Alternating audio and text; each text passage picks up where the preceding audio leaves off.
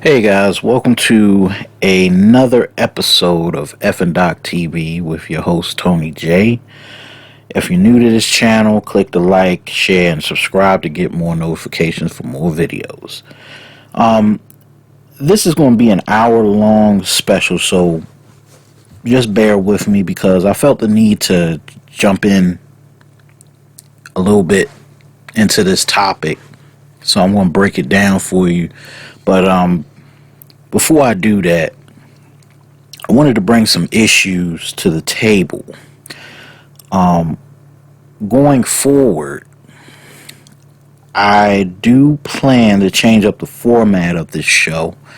I do plan to change up the format of this channel due to the onslaught of issues of demonetization and taking down of recent media channels on YouTube. So if you want more uncensored content, make sure you go to my Patreon, because that's where most of my uncensored content is going to be.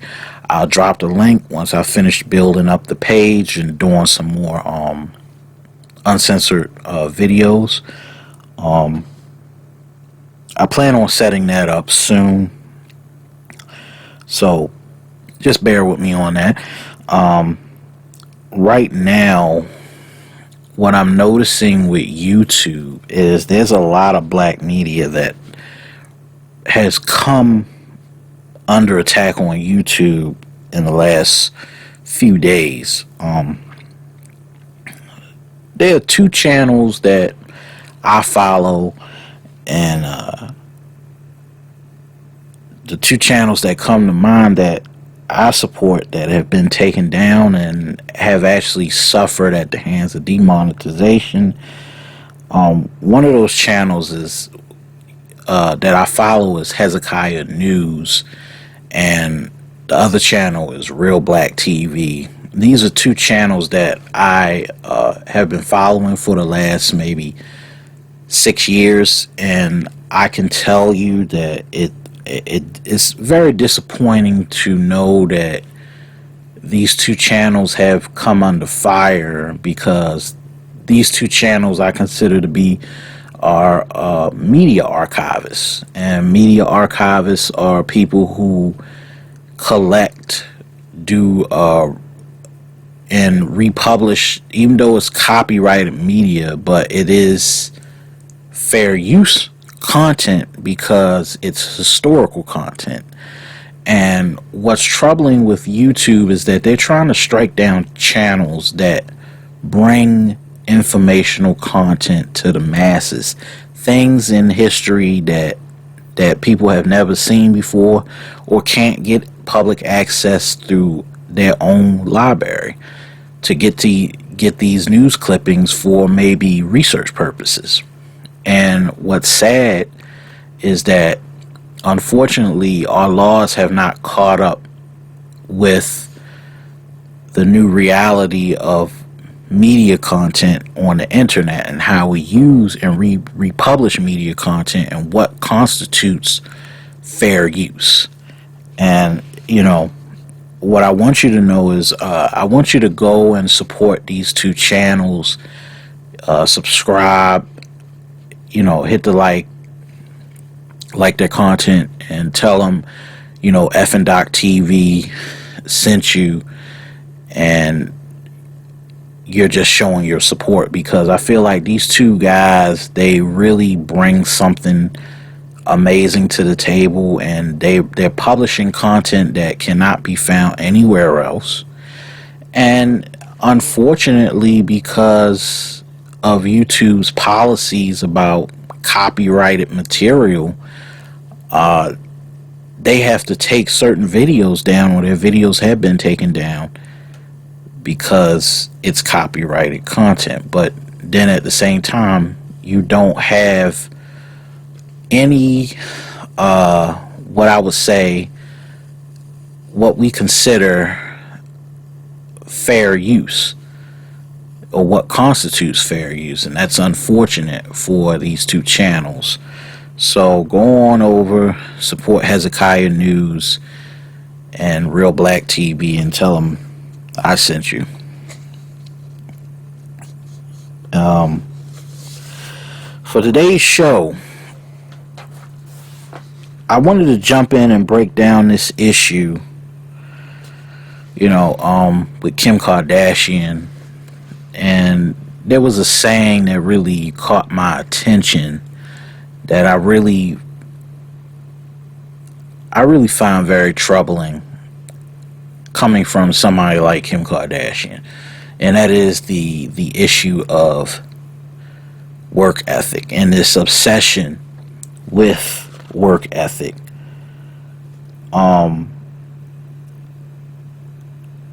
Just recently, Kim Kardashian caught a lot of heat for telling women, and really the general public, to quote unquote get their ass up and work, end quote. Not only this, but there also seems to be a social media culture around this idea that the reason why so many people are poor is because they don't work hard enough. That laziness, or that laziness itself, is ingrained in that somehow you have to outwork everyone in the room in order to be successful. You go on YouTube right now, and of course you have so-called self-made gurus like Gary Vee and Patrick Bet-David and Dean Graziosi and Tony Robbins saying the path to wealth is working hard and being positive, or that sleep is for the rich. There was even a video that has gotten viral where Elon Musk brags about working 80 to 100 hours a week with no sleep. Some of these videos propagate a dangerous mindset that will completely destroy the lives of the people who try to attempt to do these things.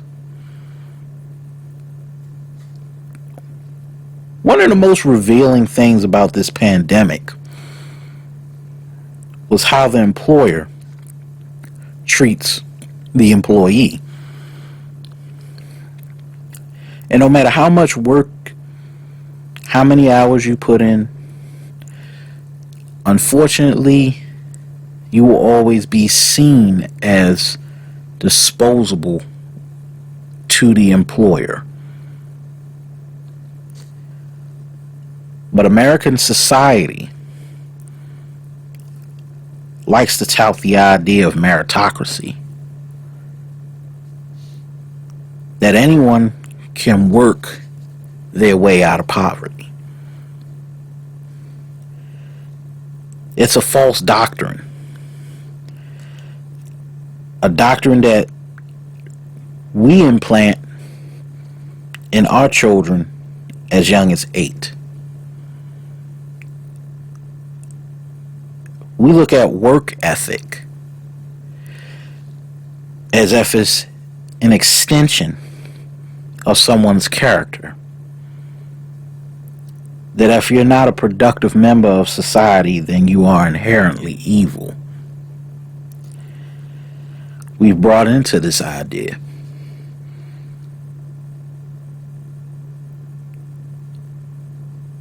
And that idea was the impetus for American slavery in America. And also capitalism. A working slave is a happy slave. That was the saying of the American South, whose primary wealth came from the growth of cotton, and then went into the 20th century with sharecropping. This doctrine is also dangerous because it ties directly in with black history and the black community. The idea of the lazy Negro or laziness in black parents telling black kids, go get a job. You see, work ethic and working hard is a big thing in the black community. Because if you look at it, no other race of people works harder than black Americans. So then, where does the lazy, shiftless Negro stereotype come from? Does it come from whites?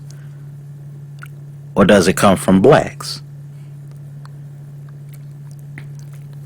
There was a video on YouTube that I watched, and it was a interview between Jimmy Breslin, who was the writer of the New York Daily News, and was, Jimmy Breslin was probably most famous for the Summer Sam writings, the Son of Sam writings during the time when the New York serial killer was running around the city during the 70s. So, there was an interview between Jimmy Breslin and Dick Cavett on the Dick Cavett show.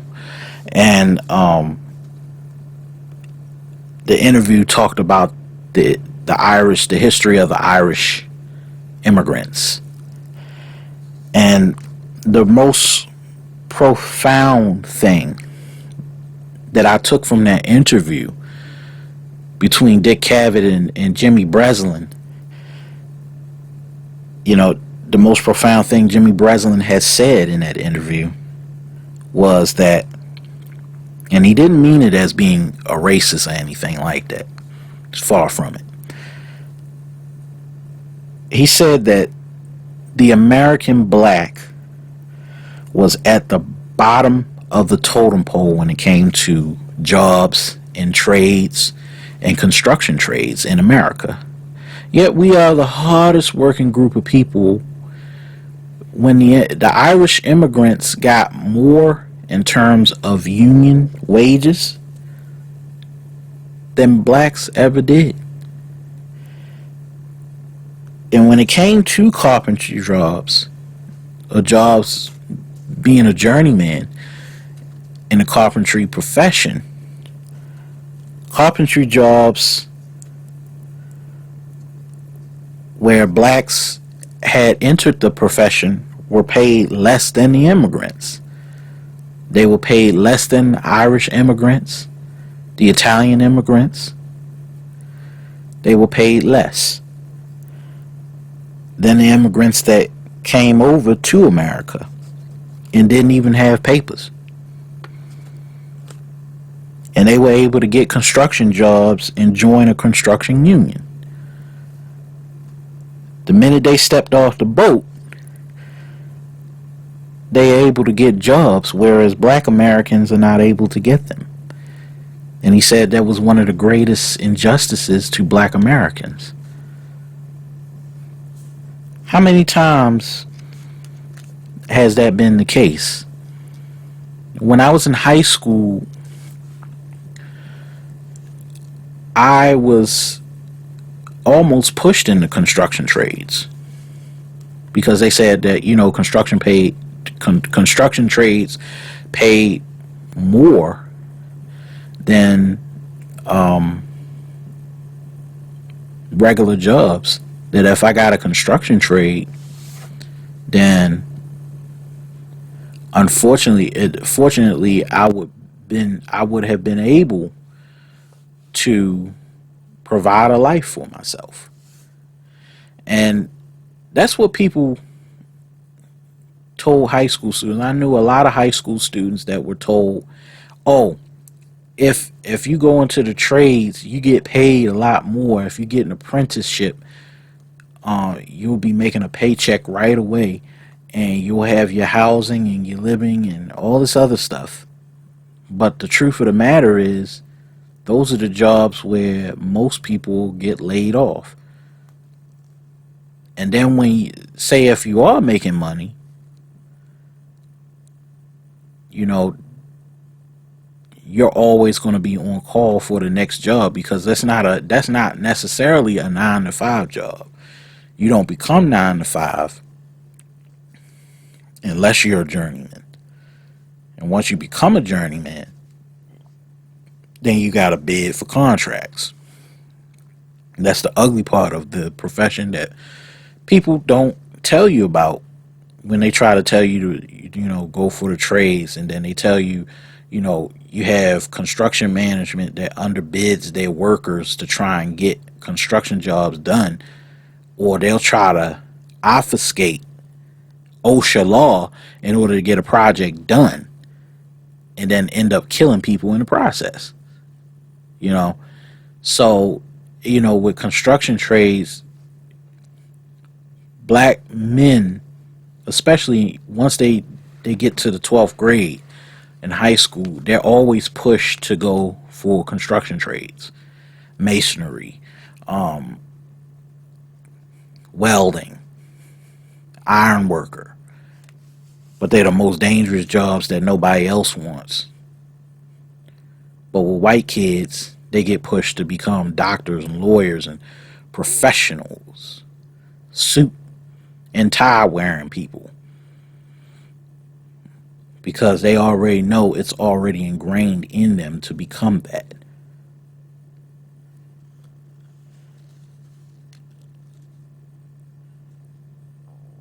And this is the case for everything. How many times has it been the case, especially in the construction trades, that so many high school kids have been pushed through, where an immigrant worker was given a step up, while a black American had to work twice as hard just to sit at a table with the man who came over on Ellis Island without papers? What does work ethic mean to the average black American when no one is truly given a fair shake at the American dream? It all comes down to race. Not race as in color, that's what you assume, but a race as in who gets a head start at wealth building. Many blacks, like me, were raised on this idea that if you worked hard, saved, and put money away, then you would be able to live comfortably. But if you look throughout history, blacks have worked the hardest, yet have nothing in terms of inheritance to give to their families or to give to our families.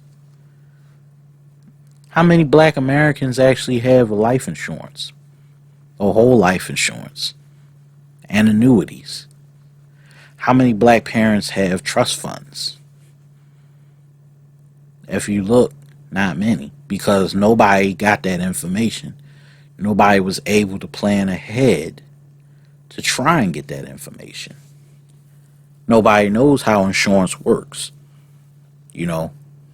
Grandmamas and granddaddies did not know about insurance policies, and still don't. That's why you have a majority of people using GoFundMe to pay for shit. Nobody plans ahead, yet people work so hard, but they don't work strategically. And that's one of the biggest problems with African Americans in this country. You spend 500 years working for free. The last 100 years paying off the debts of the landowners through sharecropping. And we have just gotten only 50 years out of that. Just beginning to build some type of wealth.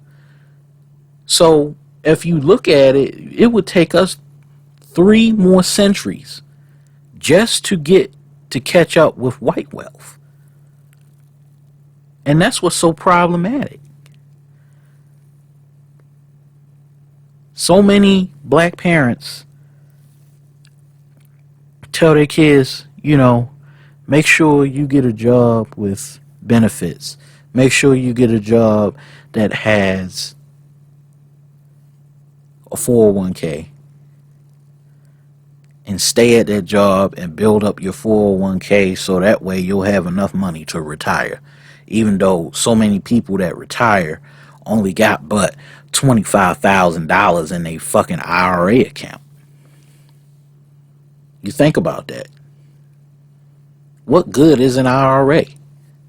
What good is Social Security? If it was that good, shouldn't so many people that are black be wealthy by now? I told a friend one time, I asked a friend, I'm like, he said, I've been working since I was 14. I said, you've been working since you were 14, right? And he said, yeah. I'm saying, like, you've been working since you were 14, then how come the fuck you don't have a house? Because you've been working, haven't you? You've been working long enough. To my surprise, the only time black folks work hard is because they want to buy some shit to show out in front of their friends. And that's one of the poorest, that's one of the brokest mentalities I've ever seen in my entire life. Biggest problem with the scenario is the wealth gap is still not closed.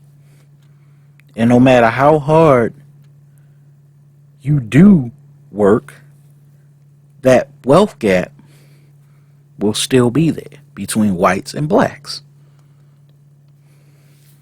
Working hard doesn't necessarily translate to wealth. It translates to a paycheck. But what good is a paycheck?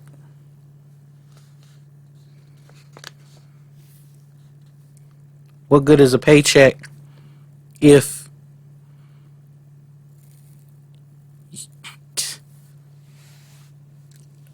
what good is a paycheck if the taxes are being taken out and you have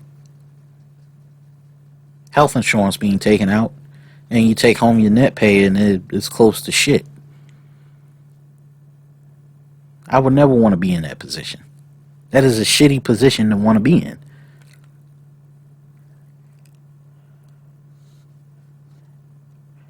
Working hard does not necessarily translate to wealth. It just translates to a paycheck. Unfortunately, sad part about this whole ordeal is college doesn't teach this. High school doesn't teach this. But parents do. And then that depends on what type of parents that you have. A lot of parents didn't grow up with this idea of wealth building. A lot of parents didn't grow up with this opportunity to start trust funds. This is something that you have to come up with on your own. And like I said, whatever value system that you have, you always got to question that value system. If you don't question your value system, you're going to be stuck with it, and then you're going to assume that that's the only way to get through life. Problem with black people is when they build wealth too, they do it through illegitimate means. And not to say that every person in this country hasn't done it through illegitimate means. It just means that when you do it through illegitimate means, most of the times you get caught. You know, when you think about the Kennedys never got caught selling bootleg liquor.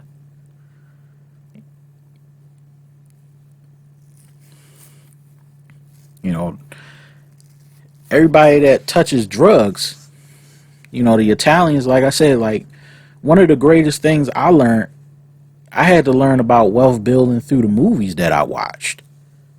I had to understand that, you know. When we learn about we learn about working hard, but we never learn about wealth building. And that's one of my main points.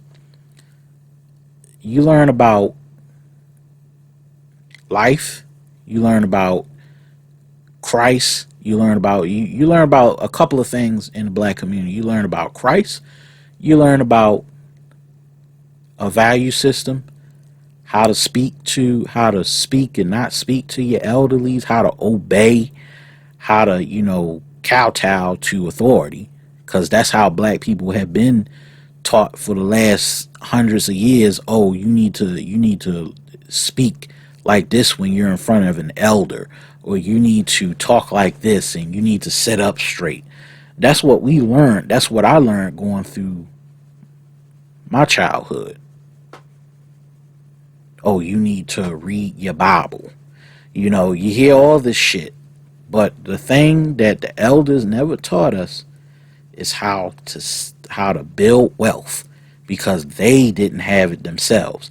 Because in reality, the problem with black Americans is that the reason why we don't have any wealth is that we look into the church to give it to us. Or we're looking for somebody outside to give us something that we could have given ourselves a long time ago if we had not integrated into white society. But the tragedy of it is when you look these old people in the face, you think they're a beacon of wisdom, but in reality, the people that are behind you, always judging you, always looking down on you, are the ones that didn't offer anything for you to build a foundation on. The same ones that used to talk about the children in the streets and how bad the children were. Oh, these little badass kids. I'm like, well, what have you done? You don't see white people talking like this, but you see black people every day. And it's the older black people talking down on the youth, but they've never provided a foundation of wealth building for them to stand on. Because now you notice the generation in front of us are pissed off and mad at the world because they haven't gotten what they truly deserved for working as hard as they did. Then when you look to the elders and you look back, it's like, well, why can't I get it the way you got it? Oh, baby, you gotta save. You gotta save your money. You gotta stop spending money on Timbs and Nikes and video games. You know what I'm saying? Older people talk like this. But that's not necessarily true. What the youth don't understand is it's not their fault. It's the previous generation's fault. Because in hindsight, they sat back and let some white man tell them how to dictate their community. And they weren't building any wealth. We spent so many years fighting just to sit at the table, but now that we're at the table, we're not getting treated equitably in the society. Just like when people say, home ownership was the way to black wealth building.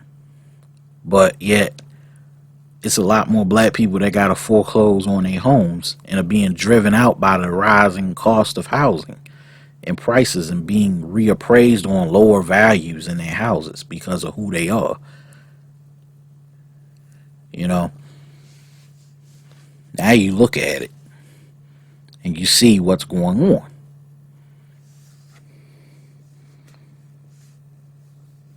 Parents have to start breaking out of this mindset that working yourself to the bone is the key to life. Because working yourself to the bone ain't it. Working until your knees are scuffed, till your back is broken. They think that's the key to life. A lot of black folks, older black folks say, yeah, I've been working 35 years at the same job. I'm like, you've been working 35 years at the same job? Let me tell you something. Did they give you a retirement party? No, they didn't. They pushed you out. They gave you the pink slip and said, you're done. You're done. You're gone. You go back home. You take that pink slip. Can't do shit with it. Then you go home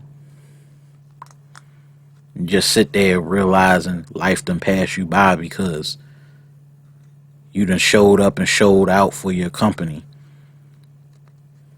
and all that other shit. Just like so many, you got so many black men on YouTube talking about, CDL trucking and shit like this. And, you make a lot of money. Everybody chases after the money. And that's one of the biggest problems with black folk. Oh, you can make a lot of money in trucking. You can make a lot of money in HVAC. You know what I'm saying? And then you don't notice. And you look behind you. You get up and you realize, hold up. I can't even go home and enjoy what the hell I've worked for. I can't even enjoy the fruits of my labor because I'm still working. I gotta go back home. I got my home. I gotta go to sleep. Can't enjoy shit.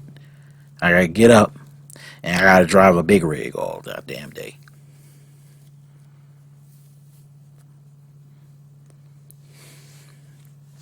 What type of life is that? You get in a truck. You live in your truck. You're basically a hobo in a truck, basically. Big rig in it. But then you got all this money and you can't go home and fucking enjoy the fruits of your labor. You think you've made it because you've made a lot of money. But in reality, you don't own anything. You don't even own the rig that you work on. That's what I don't understand. There's so many black men in truck driving, and you got this guy online. I ain't gonna say his name, but always talking about, well, yeah, I'm trucking. You gotta get your sponsorships, and then once you get your sponsorships, then you gotta keep driving those rigs and doing what you gotta do. And I ain't gonna say his name, but I watch him all the time. But the lifestyle that he's pushing towards these young men is poisonous because they don't talk about the health complications that come with that job. You know what I'm saying? Yeah, ass won't make it past 40 if you keep driving them rigs the way you driving them. You can't do over the road your whole fucking life.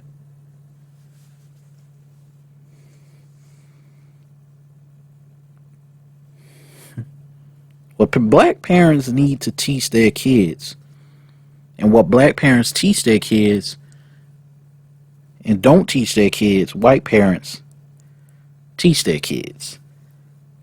And this goes all the way back to the value of education.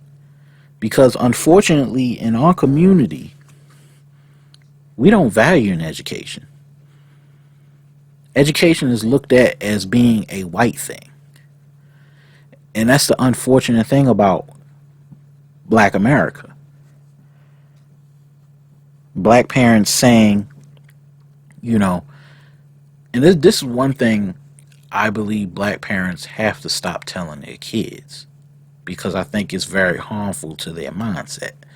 When you say, oh, bills are for grown folks. As funny as it sounds, not teaching your kids about the finances and how the finances work in your house will tremendously impact how they see money. And when you don't let your parent, when you don't let your child in on how finances work, and you say, well, I pay the bills, but you don't even tell them how the bills work, or you don't tell them how the electric bill works. If you show them how the electric bill works, how the kilowatt hours that they burn work, how much they get paid for it, maybe they will show a value in not wasting electricity or wasting water. If you show black children, and I'm talking directly to the black parents, if you keep showing your kids how your bills and your finances in your house work, they will see money differently. They won't be so much as to squander it all. But you don't do that. You don't show them how the electric bill works. You don't show them how the light bill works, how the water bill works, how much you got to pay for water bill, how much you got to pay for gas and electric. You don't show them that. So then when they get out in the real world, they don't know how shit works. If you're going to teach your kids how to survive in life, at least show them that part.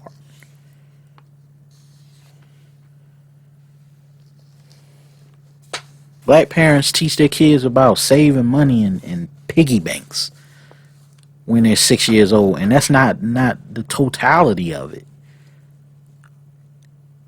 White parents, on the other hand, white parents teach their kids about stocks, bonds, mutual funds, and whole life insurance.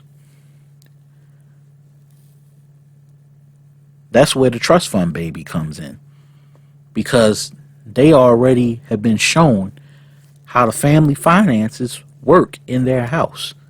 Oh, this is how we do it, son. This is what we're putting away for your education, son or daughter. White parents teach their kids how the financial game works. They teach them about credit cards. They teach them how not to overspend. They teach them how to leverage debt. And it ain't got shit to do with working hard, because their parents already got wealth. How come black parents ain't got wealth? Because they teaching their kids the wrong values. They've been taught the wrong values, but it's no fault of their own. But until we start taking some part of accountability and turning things around, black people will always be overworked and underpaid and undervalued, because they don't take stock in the value of the work that they put out. You just become a pawn in a capitalist society.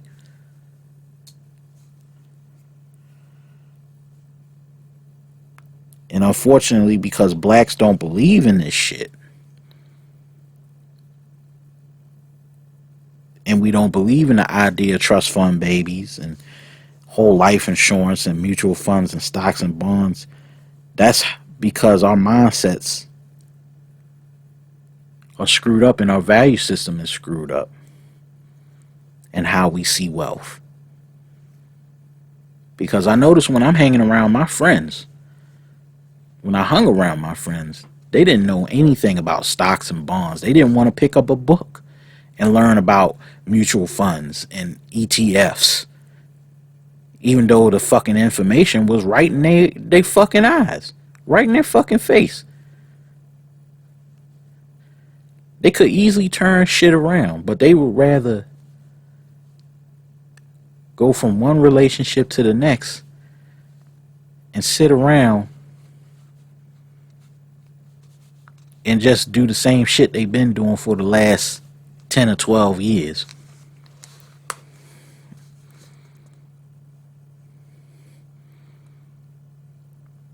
To us, we thought 25 years ago wealth was having a home, having food in the refrigerator, clothes on our backs, and giving us $25 in a collection plate on Sundays. That's the unfortunate mindset of many black folks. We believe if we pray, money will come to us abundantly, whereas with whites, they believe in generating cash flow through real estate, portfolios, and stocks.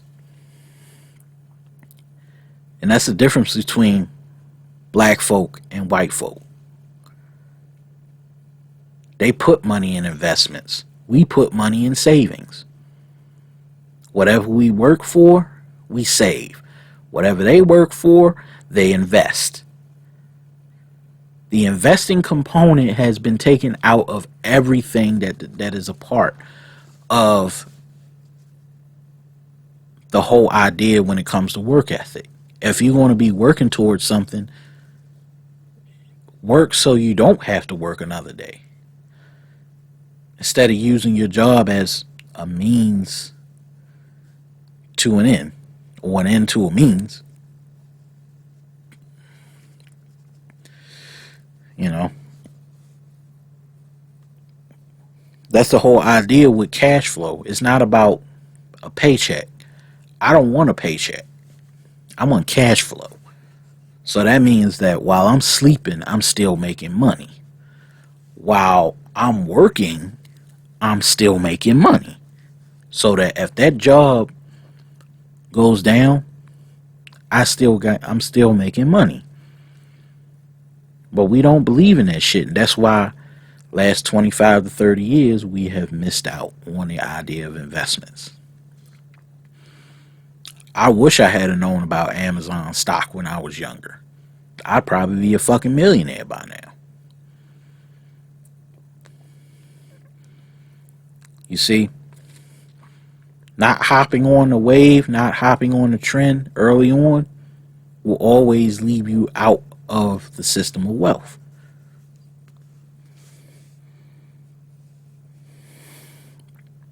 One of the most dangerous concepts is black people believe you need to work a minimum wage job and accept meager wages for back-breaking work. And this is where we fall right into the trap of this idea of work ethic and this myth about work ethic. There's working hard and then there's effectiveness, and people don't understand that. If your work just produces minimal results and it's not effective, then it's worthless. Work ethic without strategy is useless.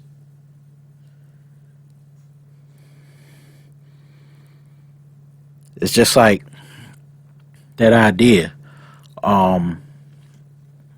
When you have that mule that's plowing the fields for you, and you work that mule as hard as possible,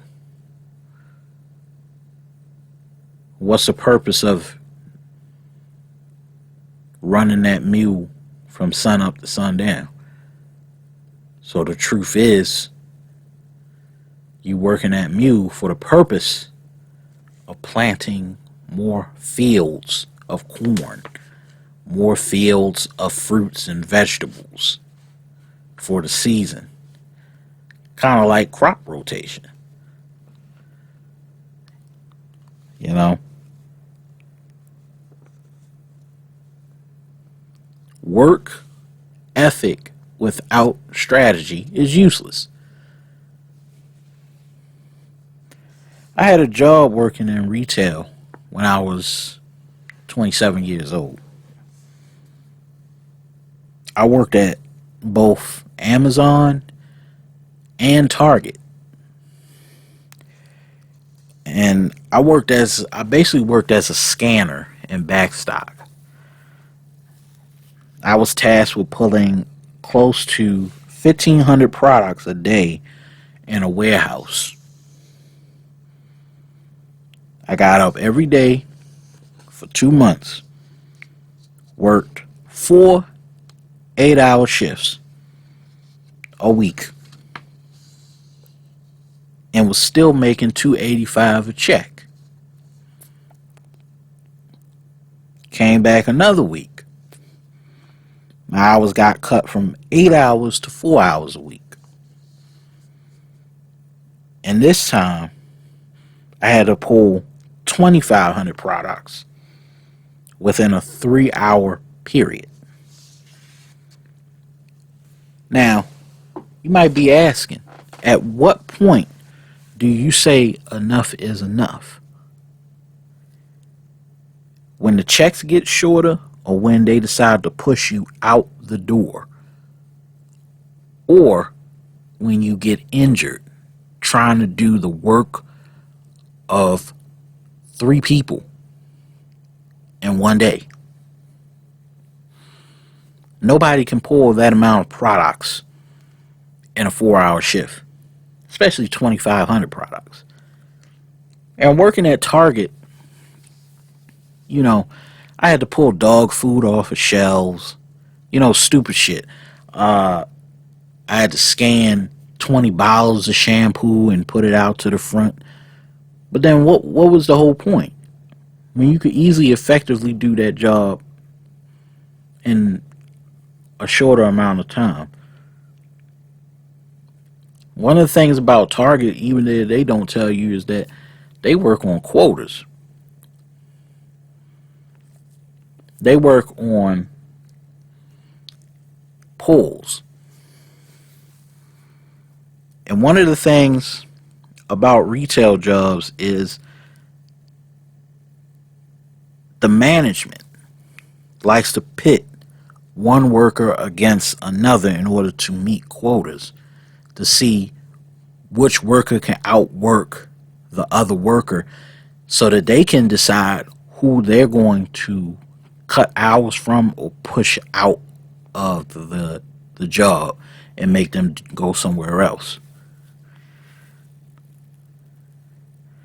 And if that quota isn't filled, then most likely it'll get you pulled into the office. Once they talk about your pulls and you doing it at a very effective speed, if you don't catch up to that speed, they pull you in the office and then they give you all the stats and then they decide, hey, I think this is not a good fit for you. We're going to fire you. I think it's the most fucked up thing I've ever seen a company do to its workers. How you could treat them like puppets and pawns.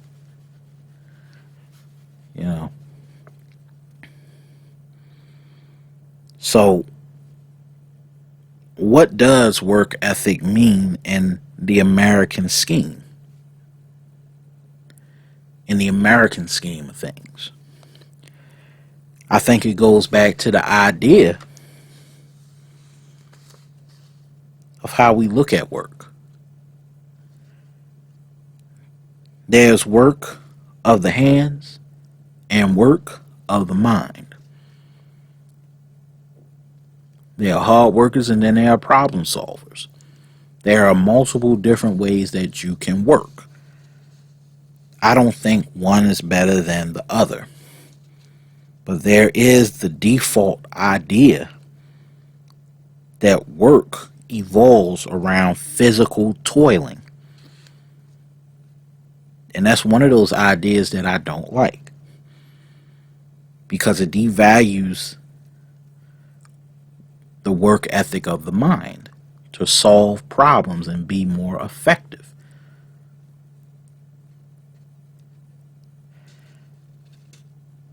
And this idea of physical toiling is an idea that American people today still hold near and dear. That's one reason why you have half the country complaining about bringing back factory jobs. This need to want to work in the coal mines of West Virginia and the oil fields. The Midwest sees this as being considered real jobs. Many Northerners, particularly Northerners in upstate New York and Erie, Pennsylvania and West Virginia, they see the need to bring back steel mill jobs to places like Pennsylvania, upstate New York. But the saddest part about this is the default idea is a refusal to change with the times. And this is where I get back to the idea of work ethic. The refusal to change with how we perceive work to be done most effectively. That is why it goes all the way back to this idea of slavery. The central idea of slavery. Slavery didn't just end because it wanted to. It ended because it had to. It didn't make any sense to have slaves when a majority of work could be done using the steam engine. Once the steam engine was invented, all you needed was one person to work and do the job of 20 men. Remember, the North had made great advances in technology in the 1800s, or what we would call 19th century. And with those advances in the South had a refusal to change with the times. That's why the Civil War needed to happen, to get people to understand that the use of human labor was immoral and wrong. And if you're one of those people that really see human labor, even today, as being the most effective way to get a job done, I got news for you. You're an immoral person. Because you don't need human labor that much to execute a job. You don't need physical toiling to be the most effective at a job. We have technology. We live in a computer age. But there are some people that still believe that human labor is more valuable than technology. You ask Jeff Bezos why he still depends on human labor to get his products delivered, when in reality he could use all the technology in the world to get his products delivered the most effectively.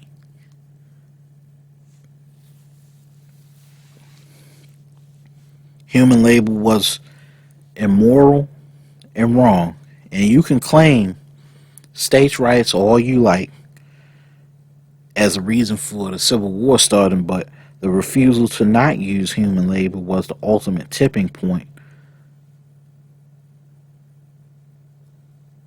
or the refusal to not use human labor was the ultimate tipping point as to why the South needed to let go of this way of life. If you fast forward today,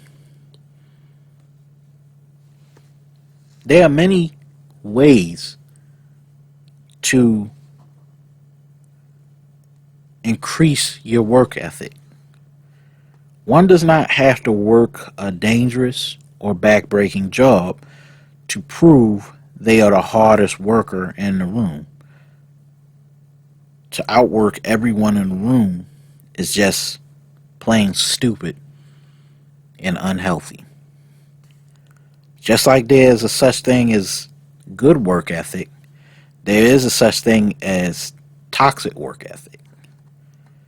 The type of work ethic that will take years off of your life. The type of work ethic that will kill you and strain personal relationships with your family and friends. It's the thing that will cause you to put every aspect of your life, or wrap every aspect of your life around a company. And then when that company decides they don't need you anymore, then what do you do then? Because you don't have a life outside of that.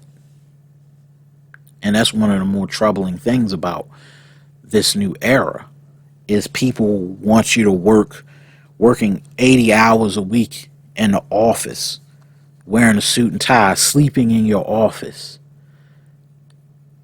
talking about, well, I'm the hardest worker, even if there's problems happening in my family. I don't care. I could miss a baseball game. I could miss tag team sports. I don't have to be the sports dad all the time. I could be the working dad.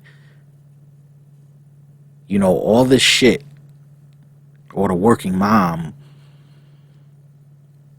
and all this stuff about, well, you can have it all. In reality, this idea of you having it all will leave you burned out and unhealthy. And you're seeing women right now even suffering from this whole idea of workaholism. It kills you. It kills you in the end. It harms you. It frays your relationships with your family. Leaves your relationships frayed because you think the epitome of success is putting work above everything else. And that's a sad thing. Your ego comes from the idea of you wrapping yourself around the company. Even though the company needs you in order to maintain their profit margins. You don't need them. You can go somewhere else and show out the same work value and the work ethic. But people have forgotten. They feel like, okay, I could work at this company.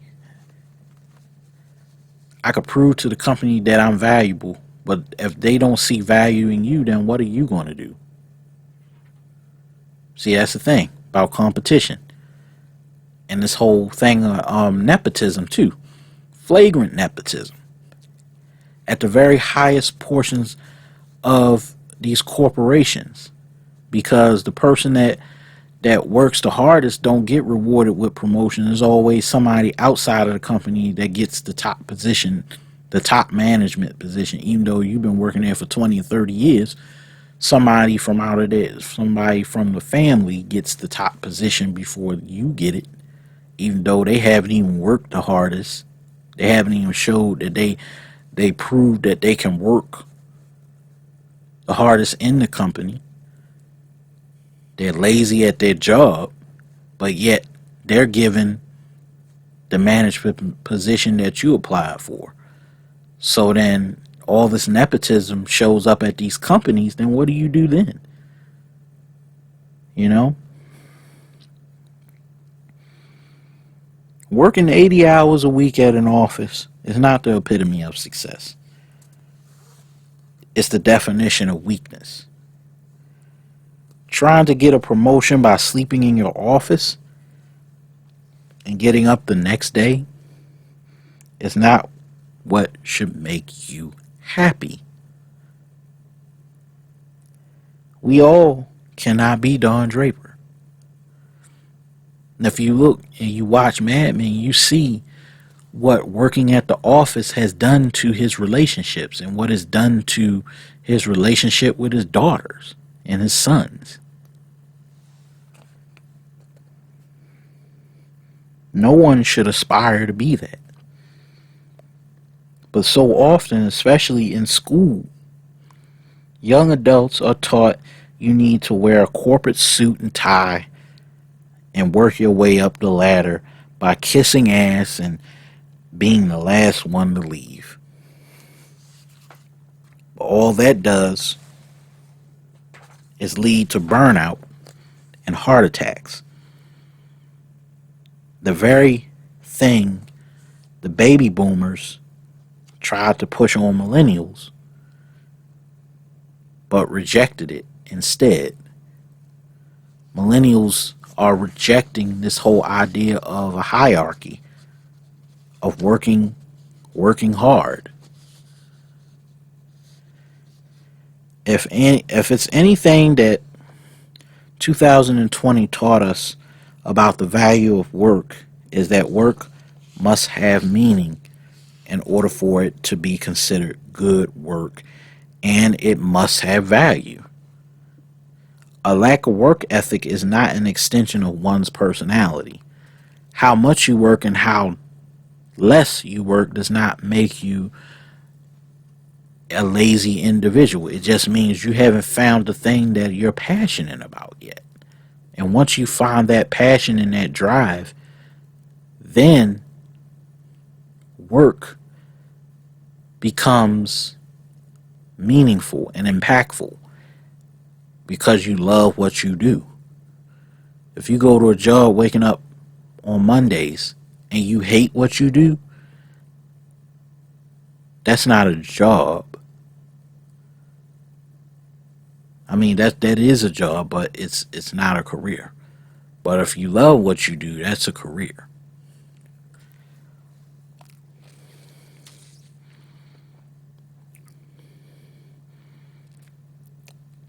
Having a passion should be an extension of one's internal needs. It kind of goes back to the Maslow hierarchy of needs. I need to have some type of passion in my job in order for it to be successful. And that's not a millennial mindset. That's just a mindset of I'm helping people with my work. My work has to have impact. That's where it needs to be. One of the things I learned about this decade is how to work differently. Knowing that I have the leverage in this game, and knowing that when I create value through investing in my skill sets, I will never have to want for a job. Because a job was something I can create for myself. I am the job. I am the work. I have value. I have meaning. I'm not just a number. My work has value. My work has purpose, and it has passion. That's what people have to understand. And I think it's time for Black Americans to start understanding that as well. My work has to have passion. My work has, that way it increases my drive to want to always work. Because I'm trying to get to a goal from point A to point B. That's what it's all about. Black folks, unfortunately, don't think like this, but eventually they will be forced to. Because we're forced into a place where we have to. Saying that you wanted to be an entrepreneur in the black community was considered a bad word back then. You said that 20 years ago, people look at you like, you want to be an entrepreneur? I don't think you can do it. I don't think you have the chops to have it. You know, you got to have a lot of money to be an entrepreneur. You know, half the businesses, they always say, oh, half the businesses fail within the first year. And they always say that shit. But everybody got a dream. Everybody got something they're aspiring to. And you don't talk about it, you be about it. That's one thing I learned. Stop talking about your dreams and just do them. Don't just sit around and brag about the shit. A lot of motherfuckers, they just sit around and brag, oh, I'm gonna do this, I'm gonna do that, but I gotta go work. I gotta do this. They never get to it. They never get to it because they gotten so, you know why? Because they gotten so used to getting a paycheck that eventually they don't know how to get away from their job because they're afraid to leave. Once you get a job that's paying you well, you are afraid to walk away and do your own thing And then they say, well, I'm going, and then 10 or 20 years pass you by, and then all of a sudden, you still there, and you still talking about it, but you ain't never jumped. You ain't never jumped because, you know why? Because they're afraid of failure. They're afraid of being broke. Because we got this thing in the black community where, if you broke, then you ain't worth shit. You always gotta have some money in your pocket in order to be considered special in the black community. Either people treat you with respect or they treat you like the dusty nigga. And then they treat you, and then the women, I ain't gonna get started on women because women will treat you like you ain't shit neither. If you ain't got that money. If you ain't got that fly ass car. All of a sudden everything is about material wealth and material items. And if you don't have them, then somehow the extension of your life is worthless. And that's what's feeding into this whole mindset with the clout chasing on social media. Everybody's got to be somebody that they not. And I talked about this in my previous video about these fake YouTube lifestyles and this car culture and all this other shit where motherfuckers is faking the funk in order to try and be something that they ain't. Lying to themselves. Thinking that we at it, we got this shit. You can't make money off of YouTube. That's the truth. That's the God's honest truth. Nobody make money off of YouTube. I just do this as a hobby. This is just for fun. But a lot of niggas, now excuse my N-word usage, but a lot of people, a lot of black folk, they think that they can make $1 million off of YouTube. They could be an overnight success and be a millionaire off this stuff. But you on somebody else's platform. You ain't got your own fucking platform where you could run the rules and be a part of that.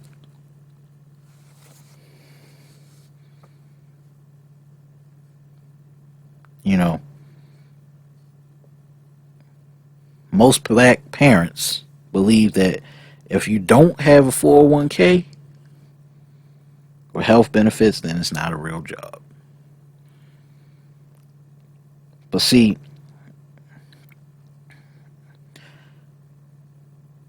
in this reality, you wouldn't have to need these things unless you knew how money worked. And working for money, working for a paycheck, soon enough is becoming an old paradigm. It's the old way of doing things, and that's why with black folks we need to embrace a new paradigm and stop being closed-minded and start thinking outside of the box and not having to keep with this old mindset and old habits and old indoctrination of these belief systems that get passed down to us on a constant basis. Kim Kardashian is a part of that. She relied on an old paradigm. And even though she got rich, and that's the thing, she could show people how she got rich.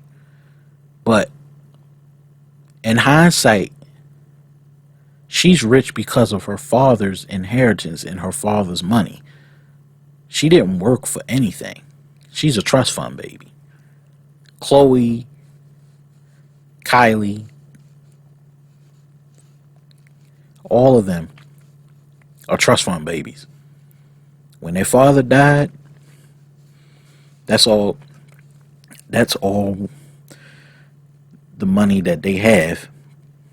But I will commend her. She did take some initiative to work for herself. She didn't depend on mommy and daddy's money all the time, but she had a foundation. She had a foundation to where she didn't have to work for everything in her life. She didn't have to struggle like the average American has to. Some people barely can't even afford to get a car now. barely can afford to get an apartment, but are working two, three fucking jobs. 2 to 3 fucking jobs just to make ends meet. And the first thing out of her mouth is, get your lazy ass up and work, even though she don't have to work 3 fucking jobs. It's ridiculous. You live in the most wealthiest country in America, yet we can't even afford housing. We can't even afford to feed our children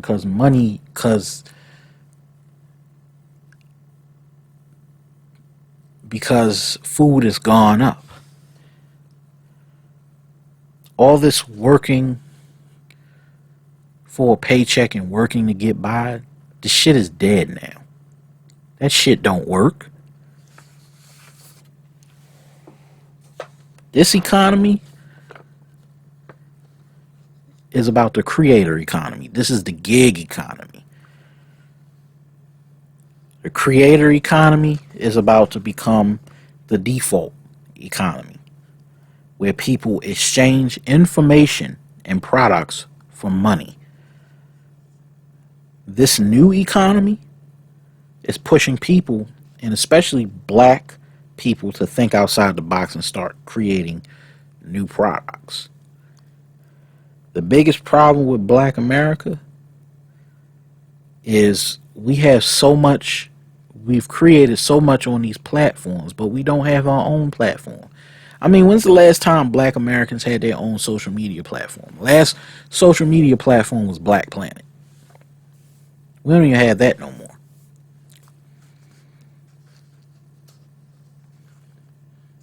We need to create more platforms, social media platforms, that showcase black creators and black creator culture, because this is the creator economy. Every time black America creates a new dance, a new phrase, they don't trademark it. They don't monetize their ideas.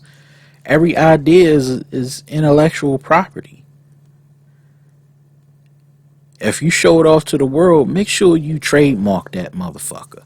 Trademark that fucking idea. Trademark that phrase, so that you can make some type of residual money off of that shit.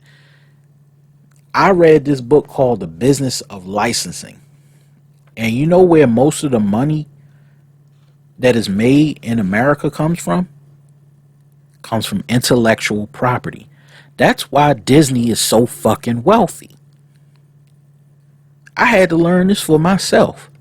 I'm like, damn, you mean to tell me a majority of the time that Disney's majority of their wealth comes from intellectual property and the repurposing of that intellectual property? That's where money comes from.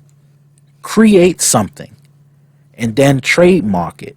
And then once you trademark it, you license the shit out. That's how you do it. That's how you make money while you sleep. Don't tell me, oh, I need to get a job working 9 to 5. Oh, I need to get a job with some benefits, 401k and a social security plan, and health insurance. Old bullshit, a relic of the past that no longer works in the new society that we fucking live in. The internet has created too many doors for black America to be creative. And yet, and this is the only thing I chastise the youth for, is not monetizing their ideas. You get on Instagram, you don't monetize your shit, even though it goes viral. You don't monetize it. A lot of y'all motherfuckers could be millionaires right now if you monetize your fucking ideas. If you monetize your intellectual property. Majority of the money that comes from building wealth is monetizing your ideas and monetizing things that you know. This is why you got to go and look up U.S. patent law. Learn about the U.S. patent law. Learn about things that how ideas are lamented and created. Then, once you've done that, get an LLC and build your LLC around that shit. And then license your stuff out. That way, Instagram doesn't take it, repurpose it. When it goes viral, then you get paid for it. But this goes back to my thing about we need to create more social media platforms that don't depend on YouTube, Instagram, and Facebook, and well, not Facebook, but fucking Meta, and all these other platforms that white people have created. Didn't have a background degree in software engineering or nothing. Don't take much for y'all to be software engineers either. Y'all could create this shit, but because we have the fucked up educational system that we have, and because we have the teachers, the worthless ass teachers that we've had, you're not going to be able to make any fucking money. And it's sad, and I hate to say it like that, but yes, we've been dealt a bad hand in this economy. We've been dealt 3 bad hands. And who's going to pay for that? Or are you going to wake up and realize that nobody's going to give you shit and you got to create it for your own? Because all that protesting and all that marching, let me tell you something, that's time wasted.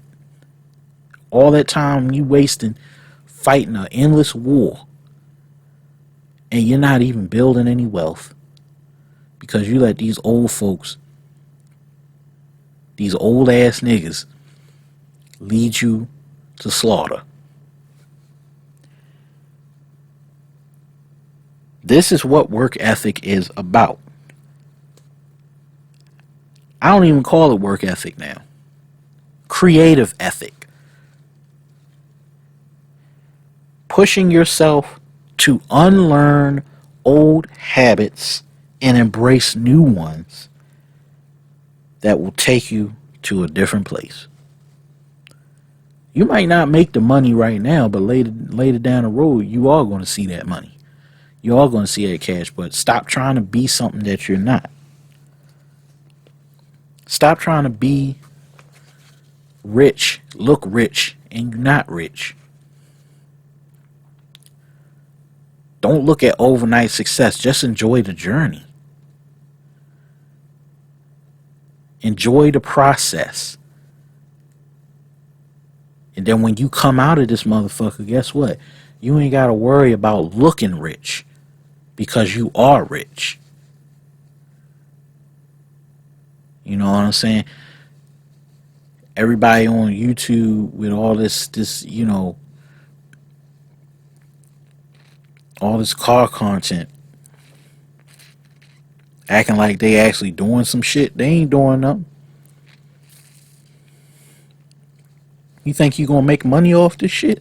You ain't making no fucking money off that shit. You're not making no money whipping it around donuts and shit and doing street pop-ups and doing donuts in the middle of the fucking street. You ain't making no fucking money off of that. Now, if you was in a professional racing car club, then I can understand that shit, because then you get sponsorships for that. You get paid by sponsors. You ain't got no motherfucking sponsors. It's just you whipping that shit around in a donut, not doing shit. And there's a lot of the younger kids that are doing this shit right now. I'm like, bro, you could make a lot more money off of this shit. You got all these TJ millionaires and Omi and the Hellcat wannabes and shit, And they've set a precedent out here telling people you could be a millionaire if you do this and do that, yet you out here cutting corners. Can't be out here cutting corners, nigga. Whatever Omi and the Hellcat done, Mr. Organic, all these other stupid motherfucking YouTubers out here trying to tell you you could be rich. Oh, I worked at Target, now I'm a millionaire and shit. Lying through their fucking teeth. Don't show you no bank statements. Don't show you nothing. Just saying you can do it. Just believe in yourself. But I ain't even got a fucking plan. Talking about you gotta work hard. And they tell the next nigga that shit. And then they go out there and they start cutting corners and scamming people. Anybody that acts fugazi and fake online, they don't get to reap the benefits of their wealth. They will fall. Fake niggas will always fall. Fake motherfuckers will always fall to the wayside. And that's the thing. Stop trying to be fake and start enjoying the journey. Work on yourself and build up something and create something that people will want to be a part of.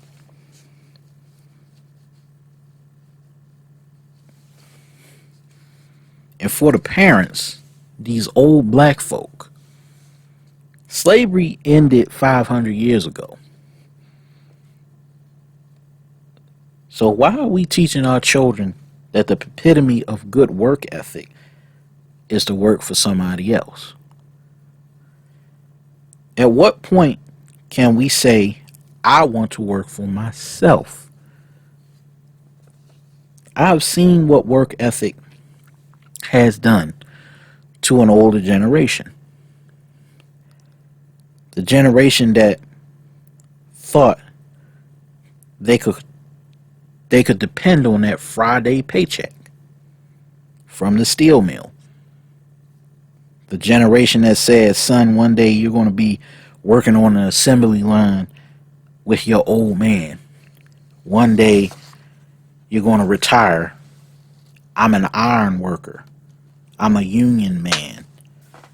I'm UAW, Teamsters, Pullman porters. All said they were going to send their kids to work on the line. But when the company got tired, what happened?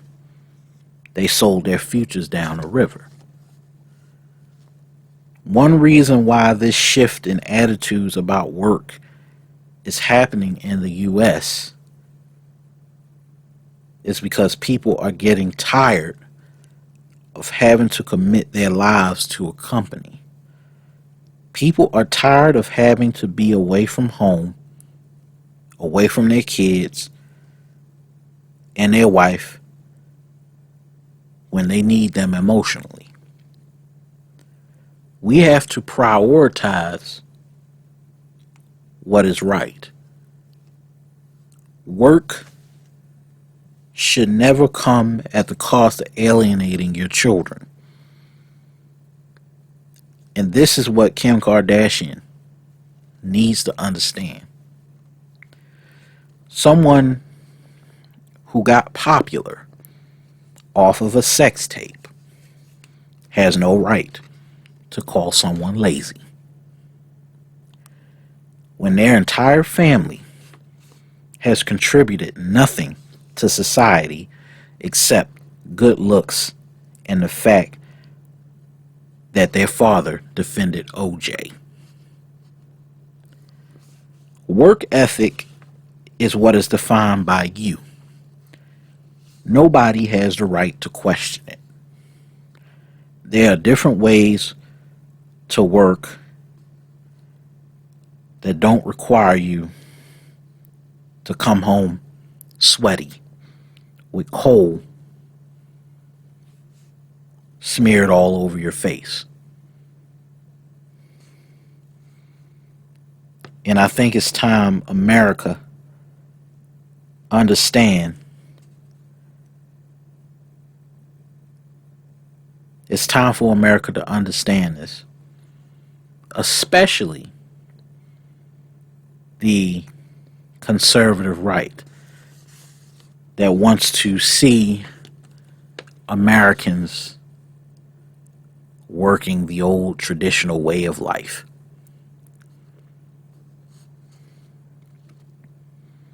That's all I have for today. Hit the like, share, subscribe, and hit the bell for more notifications. I'm Tony Johnson, signing out.